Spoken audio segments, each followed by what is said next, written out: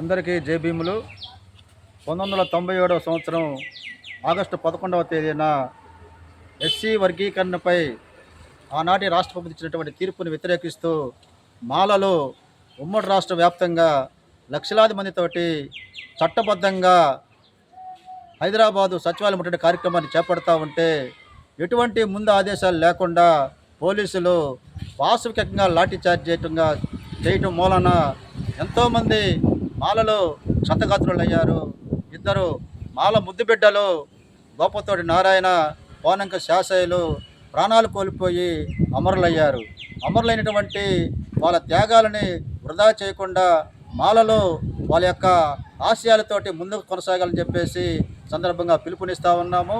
అదేవిధంగా ఆ రోజు కొట్టేసినటువంటి తీర్పుని మళ్ళా ఇప్పుడు రాజకీయంగా అక్కడున్నటువంటి మోడీ తన యొక్క చాకచక్యంతో రిజర్వేషన్ ఎత్తేయాలని చెప్పేసి మాలామాదిగల మధ్య చిచ్చు పెట్టాలని చెప్పేసి ఎట్టయితే బ్రిటిషోడు విభజించి పాలించాడో ఈ దేశాన్ని, అదేవిధంగా మోడీ విభజించి పాలించే విధంగా బ్రిటిష్ యొక్క చర్యల్ని ముందుకు తీసుకొస్తే క్రమంలో ఈ యొక్క సుప్రీంకోర్టు నుంచి ఒక దుర్మార్గమైనటువంటి ఒక జీవోని తీర్పుని ఎస్సీ వర్గీకరణ మీద ఇవ్వడం జరిగింది.